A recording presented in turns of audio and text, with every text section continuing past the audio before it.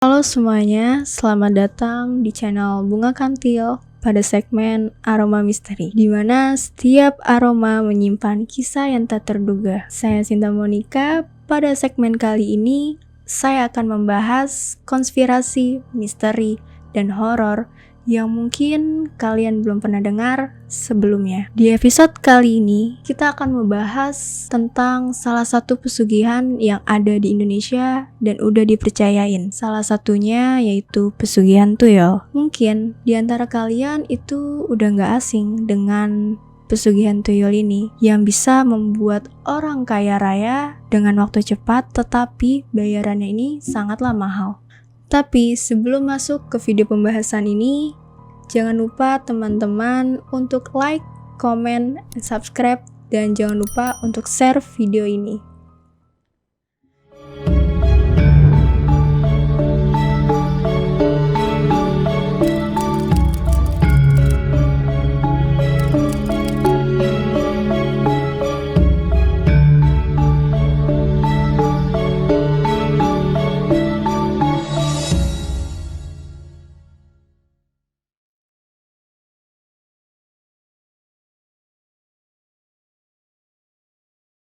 Di episode kali ini kita bakal ngebahas tentang salah satu pesugihan yang udah terkenal banget di Indonesia. Salah satunya yaitu pesugihan tuyul. Mungkin di antara kalian sudah dengar atau sudah tidak asing dengar pesugihan tuyul ini. Makhluk yang katanya ini bisa membuat manusia kaya raya dengan waktu cepat, tetapi membutuhkan bayaran yang sangat mahal. Jadi mari kita bahas lebih dalam tentang pesugihan tuyul.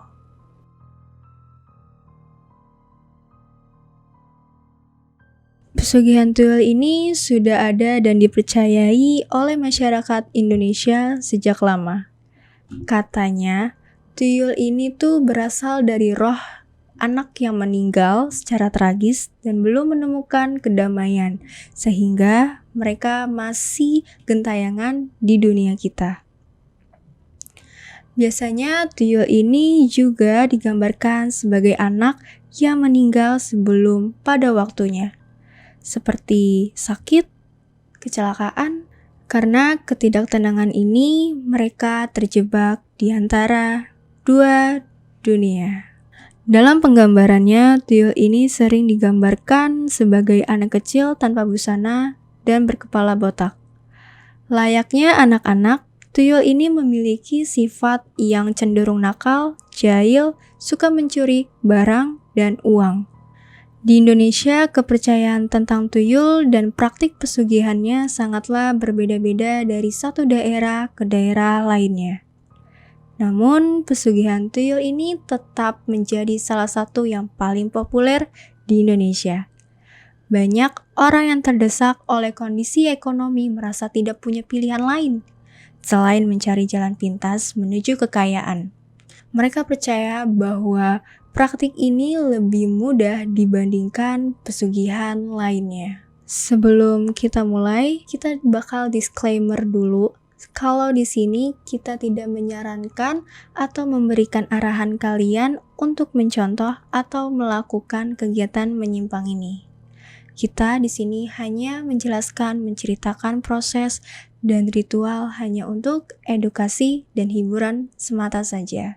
Dalam melakukan proses praktik pesugihan tuyul ini, biasanya mereka mencari dukun atau paranormal yang sudah berpengalaman. Di dalam ritual ini, si pemohon akan diminta untuk menyediakan sesajen berupa makanan, uang, atau benda-benda lain yang katanya bisa menarik tuyul ini. Seperti mainan anak-anak atau benda lain yang bisa menarik perhatian selayaknya anak-anak. Selanjutnya, sang dukun ini akan memproses pemanggilan tuyul dan biasanya ritual ini tuh dilakukan pada malam hari di tempat yang sepi atau tempat yang tertentu seperti tempat angker atau tempat keramat.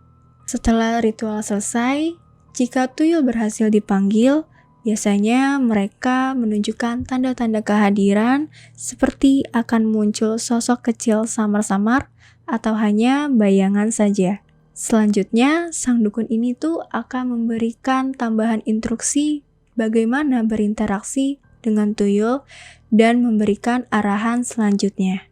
Dukun ini biasanya menekankan untuk memenuhi janji di awal dan memberikan sesajen kepada si tuyul secara rutin, agar tuyul ini tuh tetap setia kepada kita dan tidak berbalik menjadi berbahaya. Perjanjian dan sesajen ini yang akan diberikan sebagai upah kerja si tuyul ini juga ditentukan berdasarkan ritual praktek di awal. Di beberapa pengakuan ada yang bilang bahwa si tuyul ini tuh harus disusui secara rutin selayaknya seorang anak kecil oleh si pelaku praktik pesugihan. Dan dalam timbal baliknya, tuyul akan membuat kita mendapat kekayaan dengan cara mencuri uang atau barang berharga milik orang lain. Dalam pengakuan teman kita yang pernah terlibat dengan pesugihan ini, kita sebut aja namanya Pulan. Pulan mengaku mendapatkan kekayaan luar biasa setelah menjalani pesugihan ini. Ia tiba-tiba menerima uang tunai dan barang berharga sehingga menjadi kaya dalam waktu singkat. Namun, di balik semua itu, ada harga yang harus ia bayar. Setiap malam, istrinya ini harus menyusui si tuyul, seperti layaknya anak mereka. Dan hal ini tuh membuat situasi semakin aneh. Selama menjalani praktik ini, Pulan sering kali mengalami gangguan aneh seperti mendengar bisikan di malam hari dan melihat sosok kecil di sudut matanya. Dan hal ini tuh sudah menjadi hal yang harus ia saksikan dan menjadi pemandangan rutinnya sehari-hari. Sampai sekarang, kita tidak tahu apakah Pulan masih melanjutkan praktik ini atau sudah berhenti. Yang pasti, banyak orang percaya bahwa sekali terjerat dalam praktik ini sulit untuk keluar. Kisah Pulan ini menjadi pengingat bahwa mencari jalan pintas menuju kekayaan tidak selalu berujung bahagia. Terkadang kita harus membayar harga yang tidak terduga. Jadi, itu dia pembahasan kali ini tentang tuyul. Gimana menurut kalian? Apakah pesugihan tuyul ini memberikan kekayaan atau malah menyusahkan kalian? Kita saranin kalian mencari uang halal aja, walaupun sedikit, pasti insya Allah bakal menjadi bukit. Jika kamu suka konten ini, jangan lupa tekan like dan subscribe untuk episode menarik berikutnya. Sampai jumpa di Aroma Misteri episode selanjutnya.